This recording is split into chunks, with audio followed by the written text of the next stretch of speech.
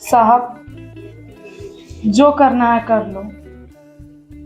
अरे ये क्या बोल रही हो तुम? आओ बैठो। क्या हो गया? आखिर तुम ऐसा क्यों बोल रही हो? साहब, मुझे पैसों की बहुत ज्यादा जरूरत है। प्लीज आपको जो करना है कर लीजिए साहब, लेकिन मुझे पैसे दे दीजिए। अरे आखिर ऐसा क्या मजबूरी हो गया जो तुम ये सब करने के लिए तैयार हो? साहब, मुझे अपने बच्चों के स्कूल का फीस भरना है। मुझे घर का राशन मतलब कुछ भी नहीं है खाने के लिए साहब मुझे। और जो काम मैं यहाँ करती हूँ नौकरानी का, तो उसमें मेरा पेट भात से ज्यादा कुछ नहीं हो पाता। तुम्हारे पति क्या करते हैं? साहब, मेरे पति बाहर कमाते हैं, लेकिन पैसा वगैरह मुझे कुछ नहीं देते हैं। मैं यही काम करके अपने बच्चों को पालती हूँ।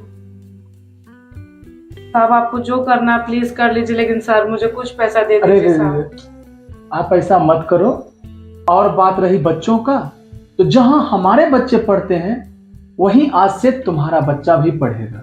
इसलिए तुम टेंशन मत लो, तुम बस काम पे ध्यान दो। ओके?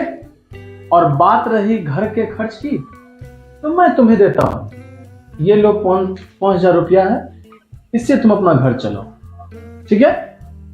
नहीं साहब, मुझे ये पैसा नहीं चाहिए। आपको जो करना है कर लो साहब। मैं पैसा कहाँ से दूंगी आपको साहब? मैं बहुत गरीब हूँ, मेरे पास औकात नहीं है साहब मुझे पैसा अरे देने का। मैं कहाँ बोल रहा हूँ, पहले मेरा सुन तो लो। मैं ये वापस लेने के लिए नहीं दे रहा हूँ, ये तुम रखो, अपना जरूरत को पूरा करो। ठीक है?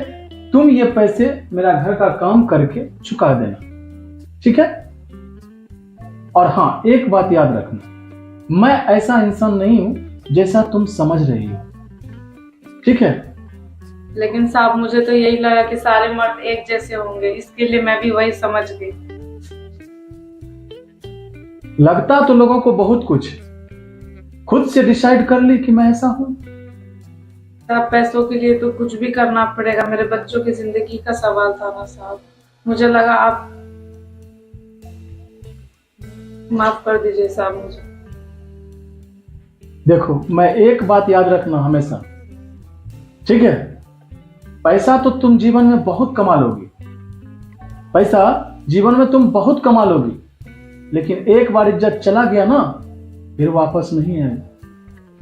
इसीलिए इस बात को हमेशा ध्यान में रखना कि इज्जत से ज्यादा जरूरी पैसा नहीं होता। ठीक है? ठीक है साहब, थैंक यू साहब आपको हेल्प करने। जाओ।